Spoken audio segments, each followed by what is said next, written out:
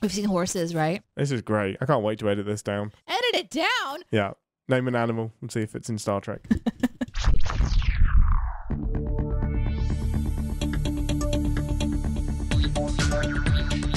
Captain's Pod, Stardate 820123.1. Welcome aboard the Starship Enterprise, and thank you for joining us as we take a brief, surely, from the world of CinemaSins to explore the universe of Star Trek. I'm your Captain, Ian Whittington, and with me, as always, she has... Uh-oh. Oh, no. Yeah. I'll take over. She has an immunity to his cough because I'm on the other side of the screen. It's Ambassador Deneé. How are you doing today, Ambassador? We'll never know what my introduction was going to be. How are you? I'm curious. What was my introduction? Okay. She has a signed baseball from the crew of Deep Space Nine, but she won't let me touch it. It's Ambassador Deneé. It would make me so sad if that was true. Do they exist? Signed baseballs? Yeah, I'm sure they do. Because Captain Sisko, his thing was he loved baseball, and he always had a baseball, like, use it as his, like, meditation ball. And I imagine that's a thing. There's got to be one of those out there. A signed ball. Signed ball.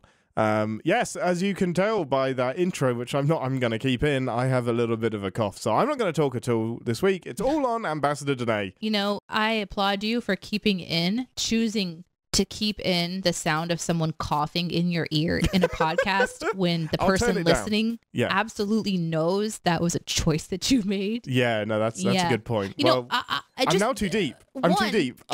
Just once. Yeah. But maybe not the whole thing. The live audience episode. Later on, they're fucked. They're just going to get coughed on.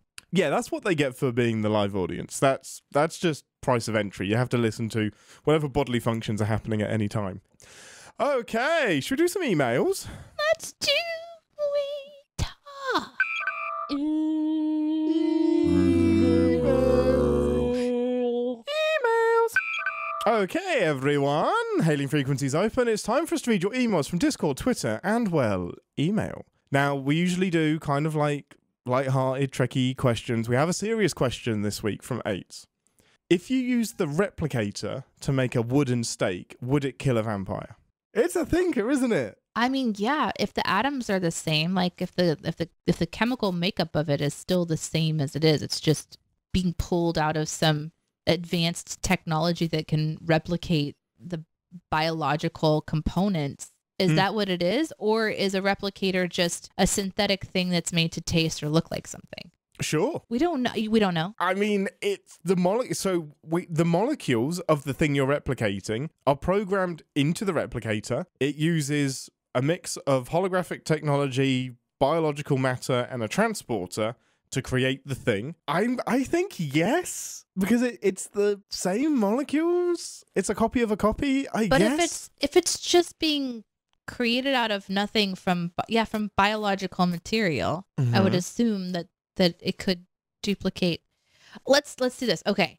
Instead of it being a 100% chance of success, it's just reduced. You have like a 25% chance. Oh, you're rolling with disadvantage to bring in some D&D. Yeah, you're rolling with disadvantage, and depending on the strength of the vampire might also give you further disadvantages. Yeah. How strong they are, whether it's daylight or whatnot. So what I love about this question is that it was asked in the Discord, and I love how these questions never get an answer. There is always a debate. The first question was, well, it wasn't even a question. The first point was, it doesn't matter if it's replicated or not, because it has to be wood from a crucifix. So you would have to replicate a crucifix and use the stake from that wood to attack the vampire. Okay. Hold on a second. Now, I don't know vampire lore very well. So I know a crucifix is the cross. Yeah. But does it have to come from a crucifix that was actually used and killed somebody? Or is it just the holy symbol? No, I don't think it has to. I don't think somebody has to be crucified on it. I think it's the holy symbol. I think. Okay. And I think it depends on the interpretation of vampires. But I mean, okay, so then they'd have to replicate Jesus two pieces of wood. Yes. Create the image of the cross, and then have it blessed. Yes, and then have it blessed. Yes. And then kill the vampire. Destroy the symbol. Yes. But it's been infused with holiness. Then it can kill a vampire. Correct. I think that's right. That sounds right. Yeah. Now, once that question was put to bed, the next question, the next point was, well, technically stakes don't kill vampires. Stakes immobilize them. You still have to chop the head off. They can still survive a stake to the heart. It just really, really slows them down. And I'm like, you guys are dropping vampire knowledge. I didn't know that either. Everyone else is chiming in going like, yep, no, that's true. That's right. Amazing. Thank you, people on Discord, for having these incredible conversations for us to recap. So if that's the case, we go through the whole process. You create the stake the right way. You stab it. It doesn't slow them down as much. So maybe it like makes in a normal circumstances, it renders the vampire pretty much like a really slow moving creature, weakened state. Yeah. This one it's not only does it have a chance of not working, when it's slowed down, it's still probably pretty fast. Yeah. Oof. It's getting tricky. This is why we're glad there's not vampires in space, apparently. 100%. Needless to say, that debate still continued, and we had questions asked like, would any sunlight affect the vampire, or does it have to be the Earth's sun? And the answer was like, maybe if it's just a similar type of sun, it would work. Maybe a green dwarf, white dwarf wouldn't have the same effect. If a vampire was made holographic, would it just immediately blow up because it's made out of light? So would it be a contradiction in terms and just die? I love that. Vampires in Star Trek, asking the important questions.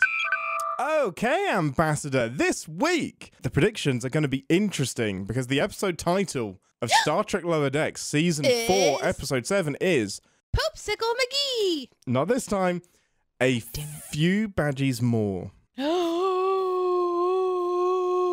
Badgeys back. Oh, what if Badgey has teamed up with Peanut Hamper and they're both operating this ship? Yeah, okay, so Badgey, that's the big one. What if it's multiple ships? It's a fleet of ships. It's not... What if it's at least two, which is technically a fleet? I think so. Yeah. So it's Badgey in one, it's Peanut Hamper in the other, and it's Moriarty in the third. Oh, I would love that. Oh my God, they're everywhere. It's the AI coming to kill us situation. Yeah. Holy shit. Badgey's back. Badgey's back. Oddly this is specific. Terrifying. Oh, oddly specific? Yeah. Here's what I'm seeing in my imagination. Badgey staring at the camera, holding some kind of a pointy weapon. I'm thinking like knife-like that may or may not be dripping in blood. I'm seeing blood, staring at the camera, just like maniacally. I don't know if he's talking, laughing, saying something specific. I'm not sure, but he's like coming Eye contact. at it. Yeah, with the camera. Yeah. I love that. Okay, sweet. Yeah, my big prediction is Badgey returns, obviously. Badgey is behind the alien ship and is pissed at Starfleet, is attacking everybody. A few Badgeys more is a reference to a Western, a few dollars more.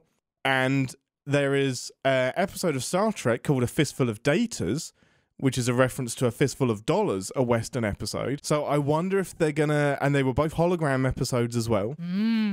Okay. So they're going back to the hologram. Badgey returns in the hologram, in the holosuite. Where is Badgey? Badgey is in Rutherford's old eyepiece. That's floating in space. Oh no! Somebody found it. Yeah. So because we saw it floating in that rubble. We did. We saw it floating in the rubble, and I think it met up with I don't know who. Peanut I don't Hamper. think. No, yeah, it did. I'm sure Peanut Hamper found it. So yeah, I think they've teamed up. I think together again. I think they're gonna force the crew into a Western hologram where they have to fight for their lives in a Western pew pew pew shootout. Oddly specific. Boimler will get lassoed and scream. Okay, around his ankles. Around his ankles, hit the deck, scream. If he gets lassoed around his wrist and you can't count it because I'm the one that added ankles, you're going to be so mad at me. It's fine. I'll still count it. You usually do. Yeah, excited for this. The return of Badgey. Let's see what happens. We will see Jarl in 10 forward. Jarl. Let's head to the holodeck too to beam out.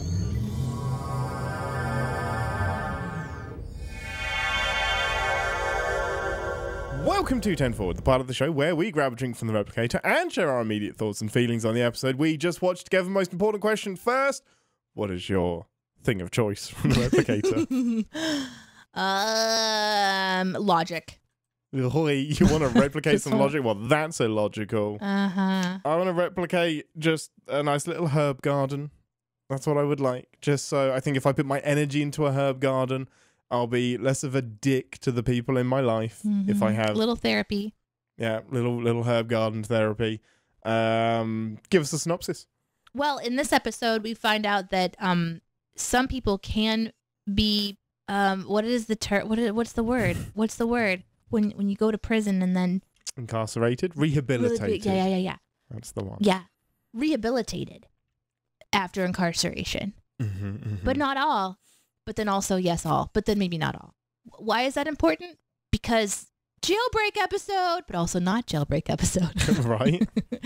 This episode covers a lot of things that you didn't know that you needed to know about. Like, can the shuttle handle a grappling hook? Well, yes, it can.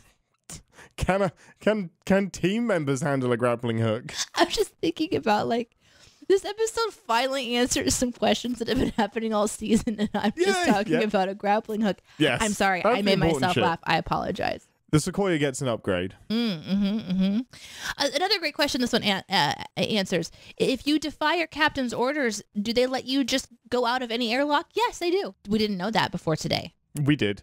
Oh. Shit. Captain's orders don't mean dick as long as the outcome is good. Okay. That's what we learn. You might go on report for a week. For real. In this episode, we find out that Badgey is the bad guy behind all of the attacks. Nope. Or maybe they're not actually attacks. We don't know exactly what's going on. What do you mean, no? Not behind anything. It's not his ship. He's on a totally different ship. Oh, yeah. He's on like a freighter salvage vessel. Total red flag operation. Totally different.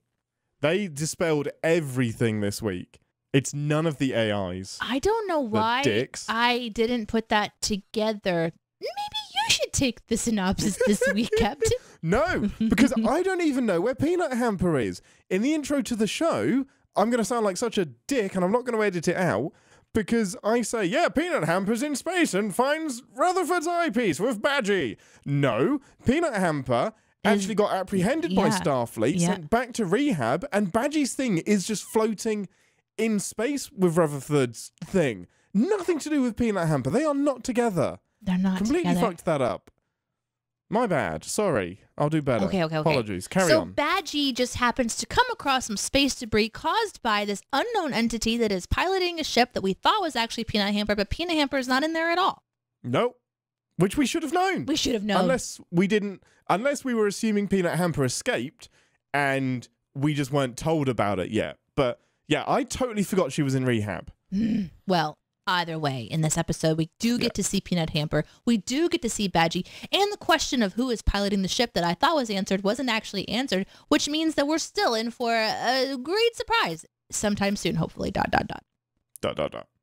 That's going to be the finale now. But are we missing the most important moment when a god is created in this episode? Right? Nah, that happens that's now just become a joke with Lower Decks. It happens every season. Something or someone, it happens multiple times on TNG that people ascend to a further state of being or something like that. Or we find a species that has left remnants of technology before ascending. Like, it's just it's stuff that happens. Let it be known, all D&D/Star Trek lovers, if you're playing a game where you're in an RP Star Trek world, your god, your deity for playing your whatever, class creature that might need a god, whether it's like a paladin or a healer or something, can actually pray now to Badgey. Just think about that. That's it. Like, I think the Warlock thing would be great, that's their chosen patron, like the chaos behind. I mean, because that's just like chaotic evil, isn't it? And that's what he's wrestling with this episode is, why am I being evil? What does it matter? So, overall thoughts and feelings. What did you think about the episode and the revelations therein? I really just wanted Peanut Hamper to kill people. I mean, Badgey to kill people. I mean, anybody to kill people. Both. Agamus. And I thought about that a lot. as I was watching, and I was like, oh, Badgey, would like split into another version of himself or their self and not attack. And my first instinct is, oh. And was it because my prediction was that there was going to be blood? Maybe I was too invested in that. Maybe. So your oddly specific prediction was that Badgey would be staring into the camera with a maniacal grin, multiple times, which happened more than once, but with a dagger. I was really seeing a weapon. In blood. I was seeing a bloodied weapon. Understandable. Yeah. Understandable. Yeah. We both had the general prediction that Badgey will team up with Peanut Hamper, and you said that they have a fleet of ships. However, I wrote down they have a fleet of sheeps. It would have been could have amazing. Also been true. Could have also been happened. But my big prediction was that this would be a Western episode, and we would lean into a few dollars more, kind of that kind of Western style. Didn't happen. No. My oddly specific prediction was that Boimler, in that vein, would be lassoed by the ankles, which happened. Not really. Right at the end of the episode. No. He gets lassoed with the grappler to the wall by the ankles. You could, if that counts, then we should give me an extra half of a point, because technically he was lassoed when he was bound at the wrists, which I said not lassoed. That's handcuffs. Potentially pierced by a grappling hook. That is not being lassoed. It is a long hook on the hoopy thing on the end of a wire, bit of string. Okay. It's a metal lasso. Okay, let's talk about this. From the future. You literally said it's a hook. Loop. What? No, you said a loop hook. is a hook. No. A loop is a hook. It's that. No, a loop is a closed. Interchangeable. You are interchangeable. Completely being dismissed as captain right now. Wow. I know you're fucking with me, and so I'm going to just calm myself down a little bit, but a hook and a lasso are not the same thing. The chat disagrees. I have so many people backing me up in the chat right now that Boimler got lassoed. The fact that the chat, who often rails you, is supporting you right now says a lot. I still can't give it to you, but I think you should get 20, like a 0.25. 0.25 of a point? Of a point. Nice. I can't wait until we add up all of these points. That's amazing. See, but I'm getting support, and you know what? No. Those people, I'm getting support as we do this show, and I appreciate that. Hooks are very different. No, they're not. They are. They're so not. Functionally, they're the same. Right, my overall thoughts and feelings. Wow. Really enjoyed this episode. Oh boy, did they do a lot. And they did a lot that felt a little bit cheeky as well, because they've clearly deliberately been setting us up to think that Peanut Hamper, Badgey, some combination of the AIs that we've seen in the past are behind the attacks that we've seen, because they dispelled that thought immediately, all at once in this episode, because Badgey is unrelated to what's going on with Peanut Hamper and Agamus. That could have all happened. A plot, B plot could have been completely separate this week. So it feels like a deliberate choice to whack it all into one and then say, ha, dickheads, you thought this. Yeah. Well, yeah, of course we thought that. You wrote it that way. Yeah. It didn't feel like they were playing on our expectations more than deliberately setting up this trap that they knew they were going to unravel. I like it. It's a bit heavy-handed, but it felt a bit naughty. But I did have a lot of fun with the episode. Do you know how many writers are like, yeah, that's exactly what we wanted. We wanted it to feel dirty, and we wanted it to write something that you weren't expecting. And it's nice to be surprised, as much as it's like part of my intuition to try to guess things that I'm watching. To be genuinely surprised, it's fun. It's okay to not guess it. And I thought that, it's a payoff for them for what they're doing. True. I thought the other part that was really, really clever in this episode was we start off with another attack that is entirely lacking in a language that we can understand or interpret. But because... Oh, love this. Yes. Because we have an established systematic way that they have introduced this attack in every episode where the attack has been there, we know the beats. It's so wild to go, I know exactly what they're talking about right now, because they've done it in every other episode, and that was so, so well done. Very clever to do this one as one of the later ones. Well, I'll jump into that, because these are the Binars, and we haven't seen the Binars since season 1 of TNG. They are a fascinating species. Their planet is ruled by a supercomputer, as is many planets apparently, and they are paired, and they speak exclusively in binary. So the noise that's coming out of them is a really, really hyper sped up binary code, and that's how they communicate. And they work in pairs constantly, all the time. Like, they are born as pairs. So one is a 1 and one is a 0. Oh, that's so cool. It's I love such that. a cool species. And there's a book, one of the Titan books, which follows Riker on the Titan, where I think it's in the first book, they have a pair of binars and one of them gets vaporized. So a big chunk of this person's story is fascinating because it's like, how do I function without a pair? Oh, but it's such a good species that I'd love to explore more. So yeah, it was nice to see them.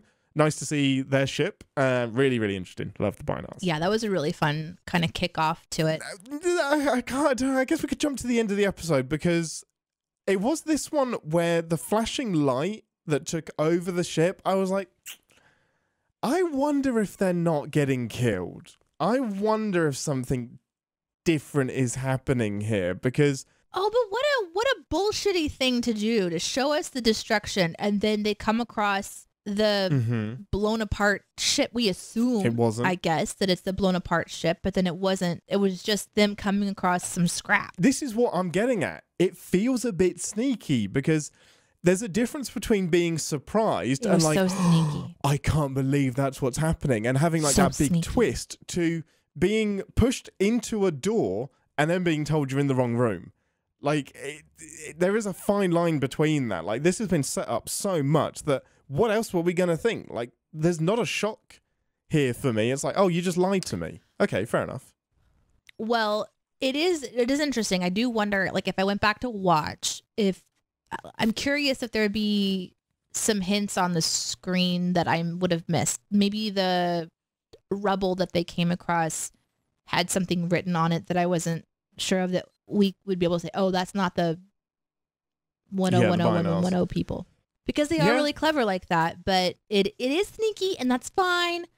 It makes it fun. It makes it not predictable, which is really, really nice. It does mean that if we go back through every single episode and we reframe it, then each of these ships had something that they were carrying that is being, or people that they're carrying, a weapon, the Genesis thing, like they're all being collected. Yeah. Correct. Exactly. That's really interesting. They had a plan from the beginning, and I wonder if going back and watching it, there's going to be things we were not able to pick up on that would make it a very interesting watch. So if there is anybody that's like if you were going to watch this with your dad, like you've said in the past, where you really enjoy, you know, sitting with him and watching a season together, if this was something that you decided to watch, knowing that this twist was coming, there might be some hints that we would then be able to like, you know, that's like this big beam of light, and we just, I think, assume destruction, because I don't remember how many times we've seen the debris,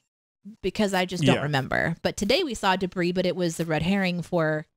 Well, I am being prodded in the live chat that they've left behind fake debris. But even then, you could still find an inconsistency in that debris, because you've got to have exactly the same like hole markings. You've got to have the same materials. Like, they could have found an anomaly in the debris that gave away that this wasn't the debris that they're expecting. Chat says, Cameron says, always with the piece that showed the designation or emblem of the species. They always kind of hover over or on it, which is really, and that's not something that I picked up on. So that's what we mean. On a second rewatch, you'll probably spot that stuff. It must be, which is really, but it's really fun to think about it. Like, this is a plan. We're walking through a planned maze. We are the rats running the maze, and the writers are just watching us laughing as we walk into walls. Exactly. And they're like, I still think the debris should have been investigated a little bit more, like plunkle that mystery in. But are you just frustrated that you didn't catch it? No, I'm not, because it felt, I would have been shocked if there wasn't a twist, because it was being spoon-fed to us a lot.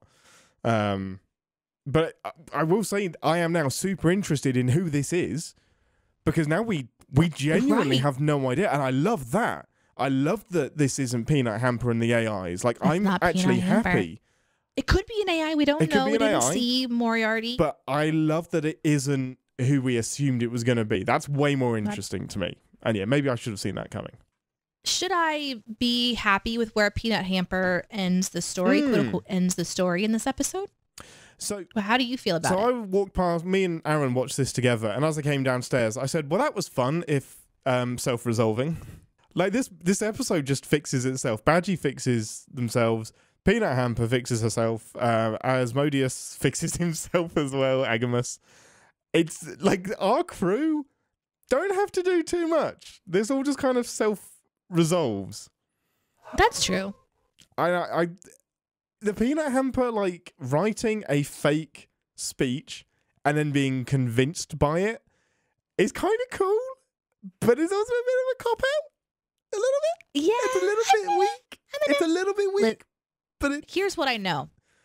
I love Peanut Hamper so much that I would have watched more episodes or like little mini episodes that they could maybe release on the internet somewhere of Peanut Hamper's journey of recovery. Mm-hmm. This episode says that they've been in counseling and they've been going through the steps, but we see Peanut Hamper struggling with the idea of overtaking and dominating a world while making tomatoes, while growing tomatoes and such. Mm-hmm.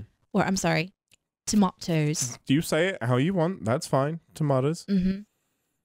And then we find out at the end didn't backstab her counterpart necessarily, their counterpart, but dodged it. Decided to do something different unapologetically, which is totally Peanut Hamper. And I like that. I like that they made a decision for themselves that felt right and didn't need to go and join the domination part to prove what they were thinking. I really do Completely like agree. some of the messages of being fully in ownership of your own choices and recognizing when you need to change something about yourself and then doing it without feeling like you owe someone else an explanation. I actually really, really enjoyed that. Yep, totally agree. But I don't know why it was a quick jump for me. That's the problem. We missed a lot of steps to get there. And I don't trust that Peanut Hamper has fully resolved their desire to manipulate and dominate. But maybe it's because I had so much fun that episode. Oh, right, with the birds? With the birds. My goodness. That was genius. It's so clever. I want to rewatch that again. It was so funny. It was so good. Yeah. I don't blame you at all for that because it feels unearned. Like, it can be true. Part of her journey, like her entire journey may have led her to this point where it's been very, very gradual, and finally writing this letter summarizing her rehabilitation tweak something in her brain. The problem is we don't see step one of that. So it feels unearned to us because we haven't seen any of that journey. It's just being told to us. It's just like, hey, there you are. And I think that's She's why better now. My instinct is, okay, I want to believe this because this is what the writers are telling me, but I also want to see evidence, and there's just not the time to do it. This Peanut Hamper is not the main character of this series. Peanut Hamper is a villain that was created out of the Exocomp series, and it, maybe what it kind of felt like is just them righting a wrong of they want to make Peanut Hamper something that can be beloved instead of maybe like on the villainous side of things. I don't know. Maybe. But Kevin at the end was the one that we saw, right? That's the one that Data created. Was it Data? I don't or know who that created the Exocomp? Who made the Exocomp? No. It was an alien species made the Exocomps, but what? Data fought for their right to be treated as sentient beings. So Designed they were working by Dr. Farallon. I remember this episode. They were Data didn't create them. Data just. Who's Dr. Farallon? She's an alien doctor. They were using them for this big space mine, and Data detected. They were they're making decisions that seem intelligent, and he fought for their right to be. Yep. Intelligent. It's coming back. It's all coming back. What did she look like? Kind of brown, but with more like metal bits and a couple more bloopy lights. But I don't think they were called Kevin. I don't think they got a name. What? No, they got a name, right? I don't think so. Well, where does Kevin come from? I don't know. It could be the same Exocomp that they just named later. Oh, I'm thinking of Kevin from She-Hulk? She-Hulk. Kevin? Yes, I'm thinking another of AI Kevin entirely. from yes, that's what I'm Amazing. thinking of. We're crossing some streams. Yeah, we're crossing some streams. That's okay. Amazing. I love that. It's kind of brilliant that they picked Kevin as a name then. I just K-E-V-I-N. assumed that they gave him the name Kevin, No, in the episode they don't name any of the exocomps. which is so sad. It's so sad. That should have been job number 1 for Data. I name you Kevin. I name you Barbara. I name you Malcolm. I know. That was such a good episode. I really enjoyed it. It's incredible when Riker just loses it with Data. He's like, they have risked their lives for you, and Data's like, I know, I can't do it. Oh, So Riker's good. pissed, and he does not understand. Oh, so good. Yeah. So good. Okay. Sorry. Anyway. No, you're good. You're good. So the idea is that Peanut Hamper has found themselves in a space where they're working happily on whatever mundane tasks that are set for them. Yeah, they're As out sort of- doing stuff. Yeah, but willingly is what we expect. Yeah. I guess I just don't want that to be Peanut Hamper's like end. Agreed. And I don't know why. I'll have to wrestle with that one. Badgeys' end is interesting for me too, because we are still given a Badgey to play with that Mm-hmm. kind of like has a little glitch moment at the end of the episode, That's funny. forcing, and everyone's like, no, fuck that. I'm not being around this thing. Right? As if they think being elsewhere on the ship is going to help, though. Like, how were we seeing Badgey? Was it oh, Sin. at the very end? Agreed. I don't know. Oh, Unless okay. there's holo emitters throughout the ship, I don't know. Okay. Or in the shuttle bay. I don't know why there would be though. Okay. I couldn't remember Or maybe for sure. Badgey's stored. Even if Goodgie, sorry, Goodgie, which by the Goodgie. way, genius. As soon as they said Goodgie, I was like, why good? Bad, good. Just like my brain melted out my ears. I was like, that's so clever. If that was planned from day one. Goodgie is clever. Goodgie. It is. Because badge, bad, G. and then good G. Like, what if they'd done this to a tricorder? It wouldn't have worked. Like, this only works if you do it with a com badge. I guess Just so. fucking clever. But yes, I think maybe Goodgie is stored in Rutherford's eyepiece and is being projected, but they don't make that clear in the episode. Well, whatever the case may be, Yeah. Goodgie is standing at the very end, so we're still getting our badge, and our beloved crew is terrified of Goodgie, and rightfully so. Mm-hmm. So I think they're leaving a door open for something interesting to potentially happen with this character to come in and have something to play with. But the Badgey that the program evolved, Yeah. uploaded itself to everywhere, recognized all data and all information accessed from all computer systems. Yeah. I guess in the known area. Yeah. Anything that uses subspace. Had a self-revelation and then launched itself into space to form a new world, which if they don't visit someday, I'll be super upset. And as the skies opened up, the koala is there once again. Another elevated being. I mean, maybe the assumption is that koalas found ascension. I've never seen a koala in Star Trek. They all ascended. They are the superior life form on Earth. Have you ever seen a beetle? No. Maybe they ascended too? Rabbit? Yes. Hermit crab? I think. No. I mean, we could do this all day. could be the rest of the show. This could be the rest of the show. Okay. I'll come up with a few more. Yep. Ring-tailed lemur. No. Chameleon. Yes, actually.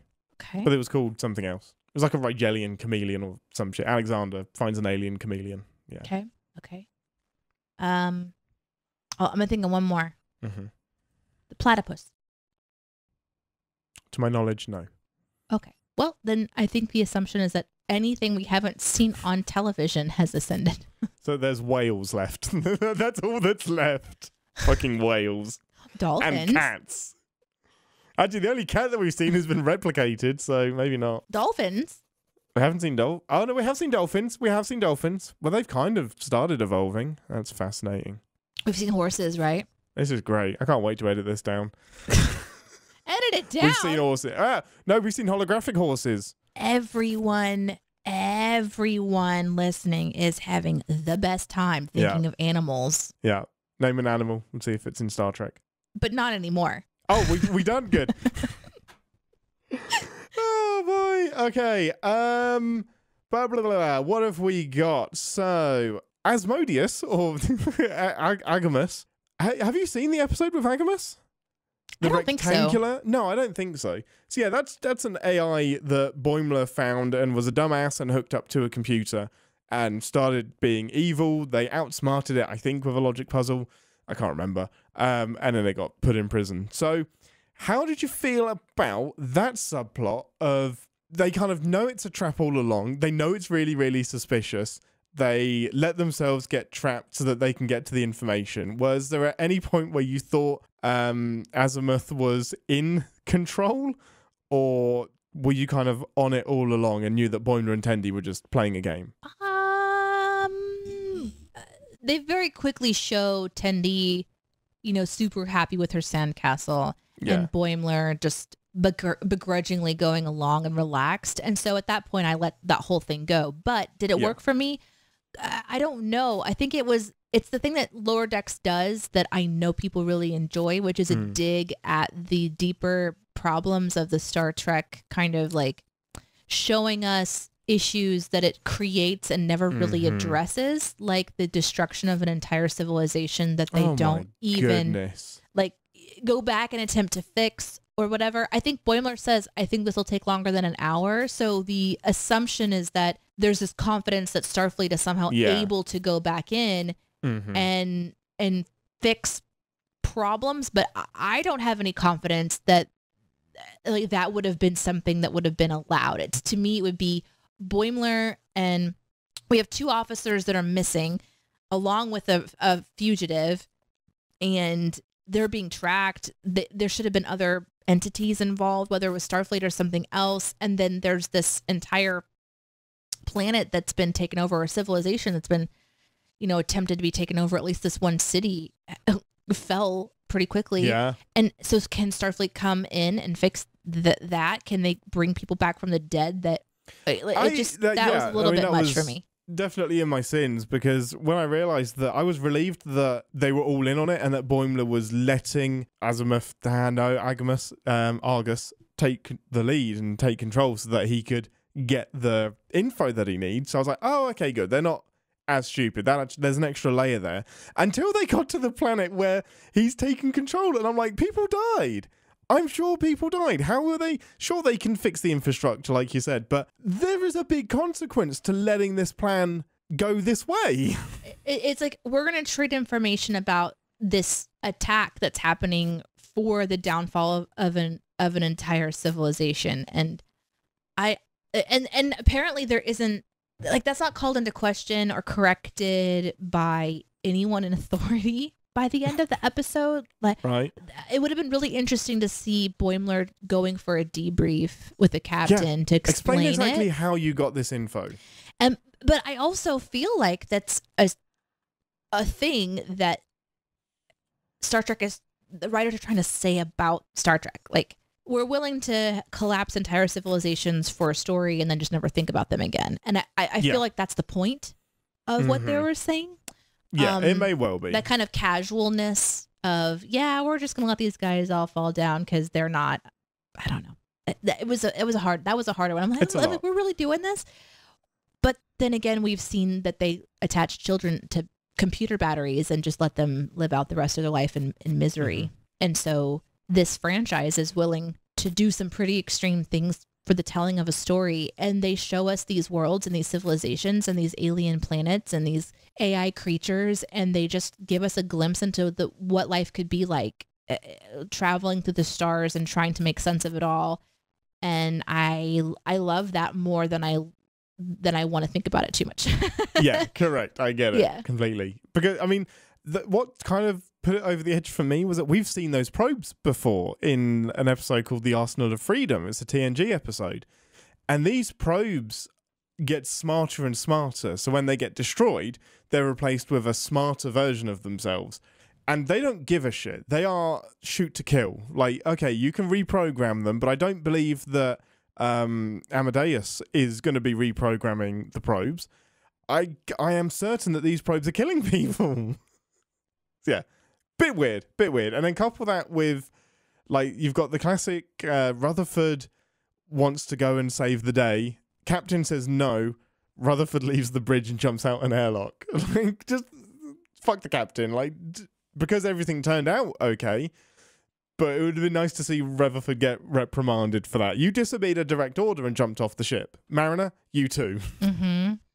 Thinking you know best instead of following the chain of command because they're the main characters. It does work, though, right? Like, it does work. It does work. He gets to go over and hug don't justify the Badgey. means. And Badgey's like, I just needed to feel love. Yeah, I just needed it. And then Gudgy comes out. Yeah, so resolutions, I think overall, I don't know if we actually got to feelings about it. Were you happy overall with the self-revelation-ness of this episode and happy to move on to what's next? How are you feeling at the end of it? There was so much happening in this episode with characters that I'm curious about. You know, Badgey is just such a formidable presence. There's so much chaos there. And to watch that character be restrained enough not to murder people was confusing to me. And then you have Peanut Hamper, who is my spirit animal of pure chaos. Yes. And to see that not really evolve, but rather we're seeing the assumptively the resolution of that storyline and Peanut Hamper finding some sense of peace with their purpose. I was oddly unsatisfied with that as well. Yeah. This one felt like we're gonna do whatever we want to do in this episode. We're gonna split this character into multiple characters, and you know our trio is gonna do things with no one getting upset with them. It felt like this is the get out of jail free episode. Yeah, it feels like it, doesn't it? I do love seeing the characters and hearing the voice actors come back, but I really didn't feel like much more happened in this episode other than the definitive Peanut Hamper and Badgey are not involved. And I think feels like what they dedicated 25 minutes to, wasn't it? Yeah, and I kind of love it because in television you really do come to expect that the few episodes that we're given have to all be these really momentous, deeply juicy, highly detailed things. And in this case, this I think was just supposed to be a fun one. And I did have fun watching these characters, and I don't want to overthink it too much. I really did like it, but it is on the low end of my like. It may be my least favorite episode so far. Yeah. Because I'm not sure what it did for us other than in the last 10 seconds tell us that the ships are being taken and not destroyed. Well, it almost had too much glorious purpose, didn't it? It was tying up Badgey, Combadge, Agamus, and also dispelling the what is season 4 about myth. So it's doing so much and still has like the whimsy and still like executes that well and still has like Mariner doing what Mariner does, and there's still lots of fun moments, but it's a lot. I think this would have been, for me, smarter to, and this is also subjective, but split it into two. So have the Combadgy resolution stuff in a different episode to Peanut Hamper. Like Peanut Hamper and I'm definitely getting his name wrong. Asmodeus is Alan's story. Archer. Having those times to Archer. Did you do that on purpose because of Captain Archer? No. Oh, who's amazing. Captain Archer? Captain Archer's from Enterprise. It's brilliant. Okay, so Peanut Hamper and Archer, their things are tied together. So I would have separated these into different episodes so it didn't feel so heavy-handed that, haha, surprise, dickheads, it's not what you think. Because then gradually we're like, well, it's not Peanut Hamper, so it must be Badgey. It's not Badgey, so now it's... Whereas instead we've had that all in one go. And I wonder if the writing circle was something like, let's just put all the AI in one episode and see what happens. And then it's okay. It's definitely not terrible. And it wasn't angering. It wasn't super angering because I don't think that there's anything happening that is so out of character for Star Trek or this show. So I feel like they're still playing in their sandbox really, really well. Yeah, I'm there. It's just not how I think I pictured the execution was going. But yeah, I'm totally with you. Still had a good fun. Before we move on, I really enjoy Yes. some of the things that the chat has mentioned. And one said, did you notice that Peanut Hamper returned to the same base from a quality of life? Oh, really? So That's nice. I wouldn't have noticed that, but thank you for saying Good it. And I'm job. sure I missed listeners are also like going, That's yeah, I noticed fun. that too. So appreciate you guys pointing fun stuff like that out. We usually cover that at our live show at the very, very end. But I want to start sprinkling in some of your guys' great stuff. Heck yeah. Love it. There's just a couple of things I wanted to mention, which was just some great writing. Stringy meat pipe. Bring me the stringy ensign meat pipe. And Boimler's just like, hey, I'm a lieutenant junior grade now. But yeah, that's the thing you take issue with. And I always love a reference to Enterprise. And the grappler is I think we've mentioned this before. Yeah, that sounds right. It's a reference to Enterprise. Yeah. Instead of a tractor beam, they literally had a claw on a pipe. And I'm just like, just give them nothing. Just don't give them anything. Yeah. And there's some redemption for the grappler. Boimler and Mariner endorsing it. And I think I love that we can't take many more boops. Oh, I love that too. Boop, boop, boop. The ship cannot take any more boops. Yeah. I will boop your friends to death. Yeah, that was really adorable. cute. Just adorableness. Anything else before we get into some sins? Nope. Cool, let's do it. Battle stations, everyone. Warning. Warp core collapse in 10 seconds. This is the part of the show where we re-engage our sin brains and remind ourselves that no TV show is without sin, even our beloved Star Trek. So you go first, Ambassador. Okay, my first sin is the it was when Peanut Hamper and Archer, what did you say his name was? Andrew. No, I Andrew. don't know it. Agatha. Were talking about their plans while they were working in the tomatoes. And I was just thinking, like, this is recorded, right? There's people 100%. around Number who one are sin. monitoring these, There should be. Yeah. the murder bots. And they're plotting so loudly. So loudly. So I just thought that was an easy, quick sin. But I really didn't have a lot of other sins on this one. So I'm going to be pulling from the chat again today. But maybe they did, because Boimler and Tendi did know that they were being led astray. So maybe they were being listened to. So my sin would be, why doesn't Elspeth... No, I'm just going too far. Why doesn't Agamus know that they're being listened to? Like, they shouldn't be so stupid. So my next one is, why are they sending the Cerritos to this super important mission? Like, I don't care if you're the closest ship, fine. It's still some bullshit that you're the closest ship. It's the Enterprise is the only ship in range cliche. So it's always going to get us in. No matter how you acknowledge it, explain it, it's nonsense. It's only because it's the TV show we're watching. That's exactly right. Another one of my sins that I have personally, before I go to the chat, I think that's the last one that I had written down, is that when Badgey is killing everybody with the gas released through the ship. Neurazine or whatever it was. Which, why is that being stored on the ship anyway? Is maybe another question just adjacent to this. But that's a good point. I guess it's if you have... I guess you should just use non-lethal gas, shouldn't you? I mean, if that's a potential possibility, I don't know why you'd be like... That's you know what? We have this super safe gas, but then we have this one that'll kill us. So that's a little more exciting. Let's pull that one on the board. Maybe it's for something else. Maybe it's, I don't know. Anyway, my sin is that in that moment, it cuts over and Badgey has them up on screen. I guess he has control of their ship, so he can put them on screen whenever he wants. Yeah, he has complete access. Yeah. I have unsinned my own sin. It's hard. Oh, I mean, I'm sinning the gas. Yeah, it's in the gas. That actually was a good sin. Yeah, sinning Star Trek gas. Yeah. Why is that a thing? I get like you can use it to apprehend people that have taken over the ship, but I don't know why you'd want to kill them. Unless maybe different gases affect different aliens differently. So maybe to some aliens that does work as a knock you out gas.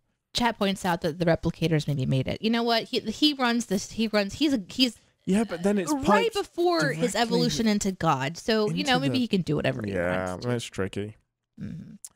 It is tricky. My one was I can't believe that Badgey is able to kill everyone on every ship at every point in the galaxy in the Alpha Quadrant. I get it, you're an AI, but where is Starfleet protocol for this, like, and Vulcans and Klingons and Romulans, and we're talking about every ship in the Alpha Quadrant. Thousands, if not tens of thousands, if not millions of ships. Yeah. Just insane that none of them have a way to defend against this. Yeah, we're fucked. We are, if this happens. We are legit. Here's a sin from the chat, from Flyboy. Mr. Hamper's first name should have been Walnut. I agree. Correct. Yeah. Fair. It's fair. I don't have any more sins. Like, we talked about a lot of the kind of sinny plot stuff in the main show and what didn't quite work. So I'm pretty much spent for silly sins. So, anything else before we wrap up? The sin that we have been requested during our sinning section to decide if this would be a sin or sin off. So this is kind of fun. Is the red light, blue light trope sinful? Is it a sin, or is it warrant a sin off? I loved the red light, blue. I giggled when he was like, but here's what like, yeah. really struggling. Yeah, that's what made it, was the voice actor going, like, grunting, like, like It's a lot of effort. Really attempting to just switch the color, but it is such a great thing. And they hit on it quite a lot, that good computers are blue, bad computers are red. And I really loved that. I think I'd make it a sin off. What would you do? Yeah, I think it's worthy of a sin-off, but depending on how many... It's the sort of thing that you have to acknowledge one way or the other, I feel like. So we didn't talk about it during the main part of the show. That was a really fun part. Yeah. It's really, really fun. And it is this stereotype of, like, especially like HAL 9000 or whatever it is. It has that big red light. The Terminator has the red light. The Borg have the red thing that comes out. Like, would they be less intimidating if they were blue? Yes, they probably would. So I would acknowledge it, but maybe we would like do a silly sin, like assuming blue is a good character, assuming blue is the color of good when we've all met Smurfs or something like that. Like the color could have been anything. Don't assume that blue is good. Oh, yeah. I like it. I agree. It's a sin. We would turn it into a sin. It's a sin. And just, you know, in case you guys didn't know, we try to turn everything into a sin. We do our very best. That's why it can be a bit frustrating. It's like, hey, that was a good thing. Yeah, still a sin. Amazing. Well, thank you very much for listening, everybody. We have some answers. We have some questions. Looking forward to next week's episode. We only have 3 episodes left. 8, 9, and 10. And then Captain's Pod is done forever. Ever and ever. Nope. I've written season 4 of Picard. I've acted it out with sock puppets. And we're going to be sinning every single episode of season 4 of Picard, which is 27 episodes long. You've got us for a time to come. Speaking of which, the outtakes are super extra fun this week. We talk about holographic or not vampires and how you would best dispatch them on a starship. And we have the return of Trek or Triction, subtitled Choose Your Course, where we try an updated version of Trek or Triction for Deneé, and it was rather fun. Would you agree, Ambassador? I would agree. But until next week, I'm Captain Ian, and I have to go taste some wet sustenance. And I'm Deneé, and I'm not good at the domination stuff. Live long and prosper. Thanks for listening. Want to connect with the show? Our hailing frequencies are always open through captainspod at cinemasins.com. Like, comment, and subscribe on your podcast player of choice, and be sure to visit cinemasins.com. Let's see if I can fuck up this audio today. It's a new day. Why not? You know? Why not give it the old heave-ho? Gather again. It's Badgey time. Captain's Pod, Stardate 8191 23.1. Welcome aboard the wrong Stardate. 8191 something no, point I knew one. there was something not right with that. 8191 something point one. We got some ones. There's so many ones. We've got a 1 date 11.11. Don't make me redub you again. I didn't do it. It wasn't me. Oh, I didn't. It wasn't me. Do-doopy-dooby-doo la la. It wasn't me. Shadoopy-dooby wobble. That song is terrible. It's a terrible song. It's a horrible song. I hate that terrible songs can get stuck in your head Well, for it's so the long. catchy. Both things can be true. It can have a catchy tune and have a terrible message. Yeah. For so long. Yeah, forever. Can I read to you from this book, As We Were Saying, by C.D. Warner? Yes. This book was written in 1901. Nice. Okay. Turn of the century. Yeah. Many people suppose that it is the easiest thing in the world to dine if you can get plenty to eat. This error is the foundation of much social misery.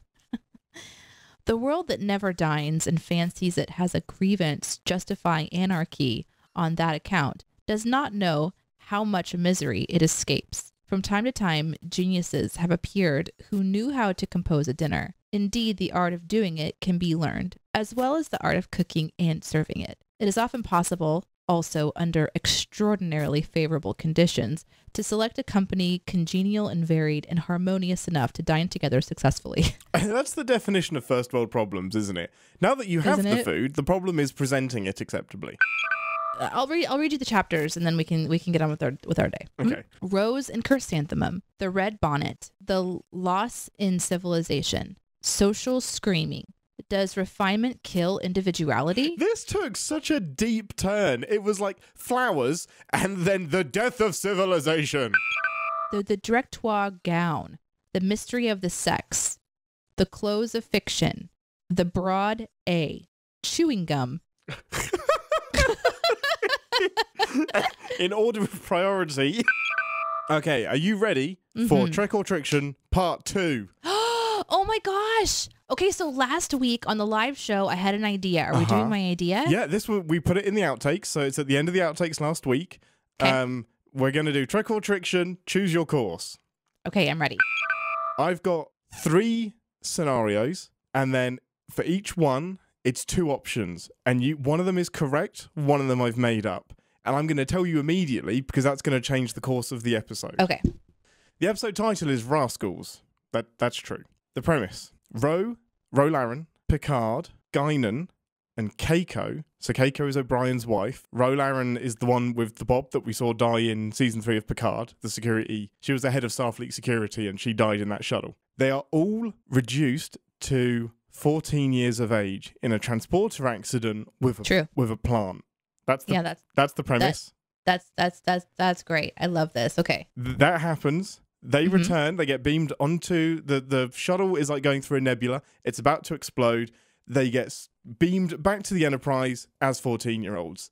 Okay. What happens next? A, they go about their duties as normal. Keiko returns to her quarters with O'Brien, carries on being wife. He's now wife of a 14-year-old. They carry on as normal. Picard still captains the Enterprise as captain. And they just go about their duties as regular. B, everyone is relieved of duty, isolated in sickbay, and between themselves have to work through the trauma of being a preteen again, with Beverly as caretaker.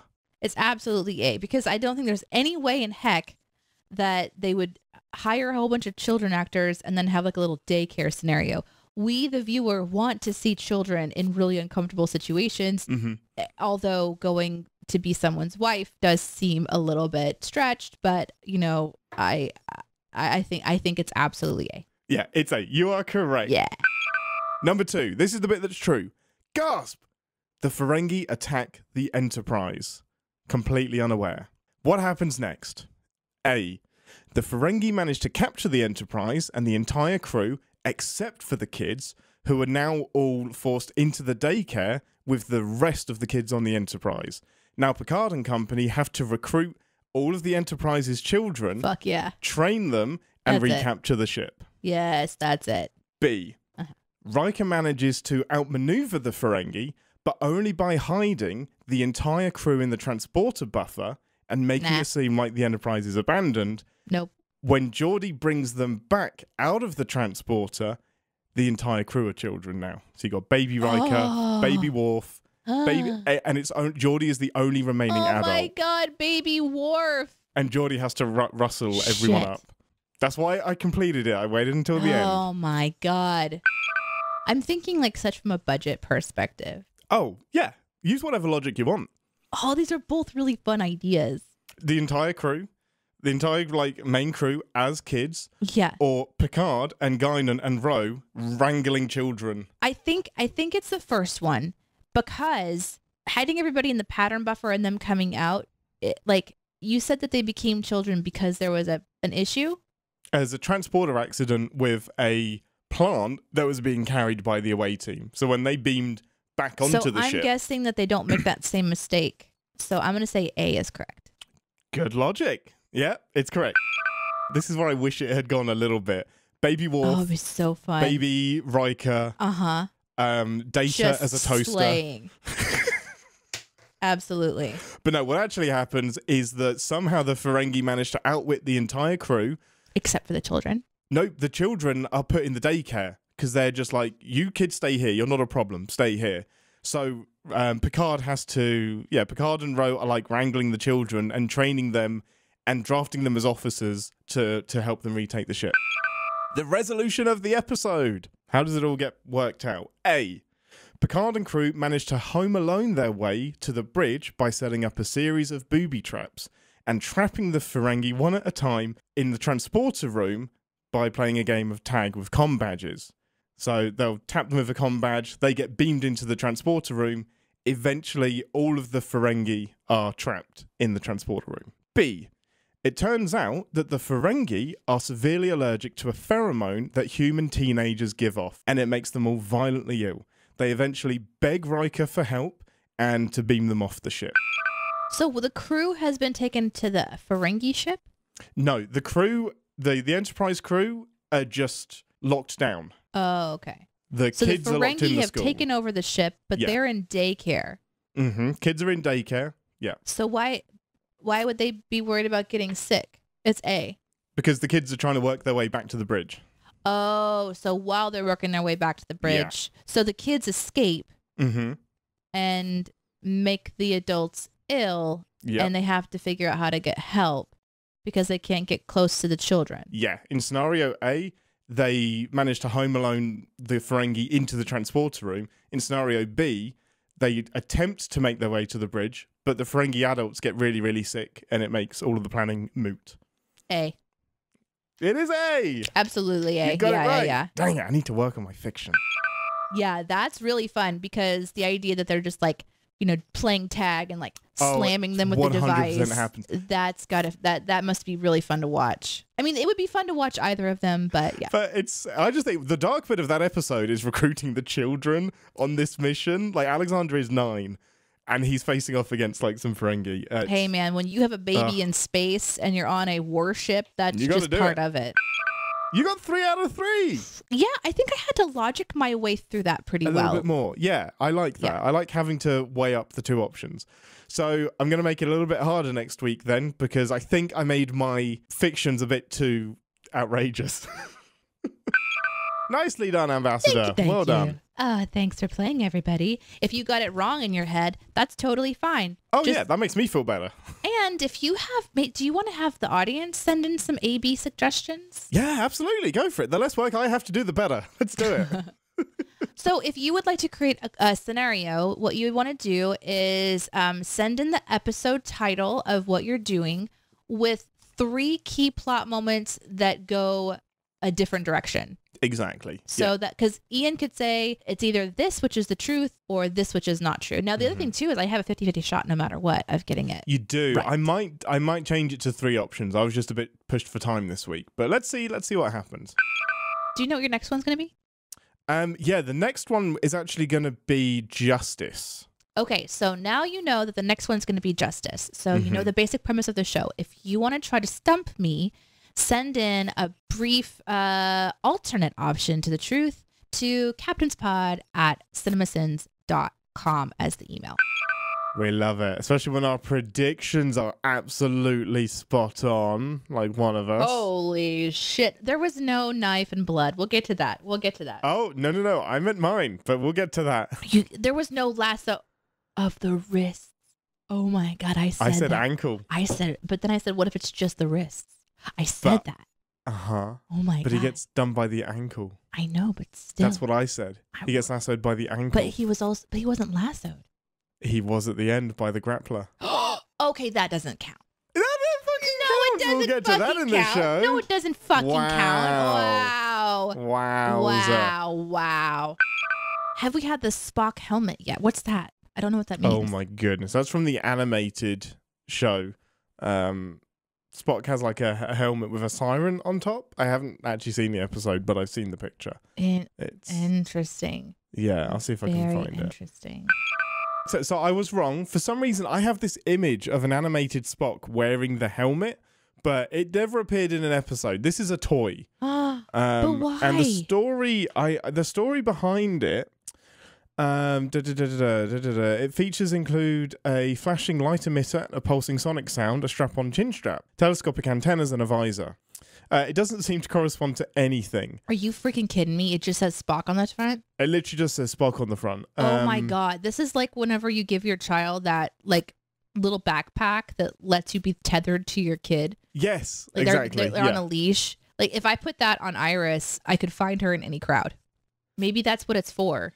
I mean, that's what you need. That makes sense for kids. I don't know. I guess this is the nerd version of that. Just like, there's my kid. It's the one with the flashing light on. That dick.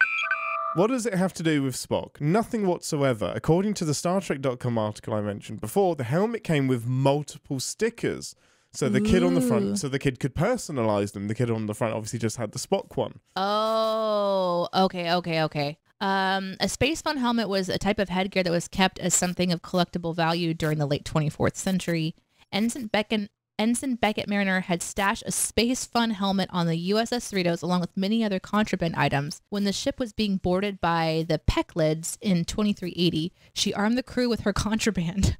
Yes. With Lieutenant Commander Andy Billups picking up the Space Fun helmet. From what I can see, it is literally a marketing thing. Ah, that's amazing. It has nothing. They didn't try to explain not even anything. been in a show? It was just, here's a helmet. It's got some gadgets on it. Oh my Star God. Trek. Officially licensed. That's incredible. Just incredible. Like, imagine the room that decided on that. Like, here's our next Star Trek project. All of the ships you could make, all of the costumes, we're going to invent something out of whole cloth that's just a fucking siren with a name on the front, and you can have Kirk as well. Holy shit! There's one for sale. Yeah, expensive. I bet. Do you want to guess how much it is? $2,000. Way less than that. Okay, $200. More than that. $1,000. 500. That's reasonable. No, that's ridiculous. Oh my God, this is insane. That's wild. I kind of want it. I kind of want it. It's a big convention thing. You just like wear your own clothes and put a helmet on. There's your cosplay. So here's the one that I'm finding on the Eve Bay. That's amazing. There's Scotty, McCoy, and then just numbers. You could just have like numbers. So it's still like everything in the box. Here's the photos. Oh my goodness. Still got the paper about it. Look at that huge. Like, what is the purpose in Starfleet for this thing? These rods are killing me. Crew, property of USS the little Enterprise. antenna. Return to wardroom. The wardroom? That's oddly That's what it specific. says. What's the wardroom? The wardroom, isn't that like the briefing room? That's like where you do like your war plans and stuff. Nick says if the red shirts had one of these each, they would have all survived. Yep, that's it. This is what they were missing. This is why you come to Captain's Pod. You find out the origin of Spock's helmet. You start off with Ian's bullshit memory and then the actual fact of the matter. Questions from the chat. Back to you guys. Here's one from earlier today. Ian, do you have a favorite type of tea? My favorite type of tea is just a good old cup of tea. I like the brand PG Tips, and it is tea bag and then a little bit of milk, right? A couple of teaspoons, and then hot water and 2 sugars. That's my favorite tea. Although I do like iced tea. I do not like the herbal shit that people call tea. No, he does not. I still think Deneé should voice Peanut Hamper. She would nail it. Right. But Peanut Hamper already has someone voicing them. Okay. As Babs? Peanut Hamper's sister, who actually is evil, like irredeemably evil and chaotic. Yeah, for sure. I'm okay with that. My programming made me do it. How about it's Ian doing his impression of Deneé doing an impression of Babs? Oh, goodness. Yeah, okay. That'll do it. Mm-hmm. That'll do it. Here's one from the chat. Also, hi, Rima. Did we talk about Prodigy getting picked up by Netflix last week? No, we didn't. No, I we completely didn't. forgot to mention that. So well done, Netflix, for picking up Prodigy Season 2. So they're going to re-air Prodigy Season 1 this year, which is excellent because that means more people will watch that gloriousness.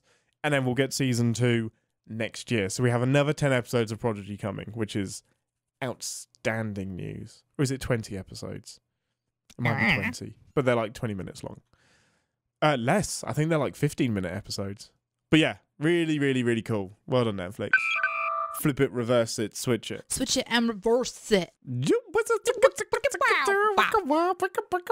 Hello, Poppy. Hello, Poppy.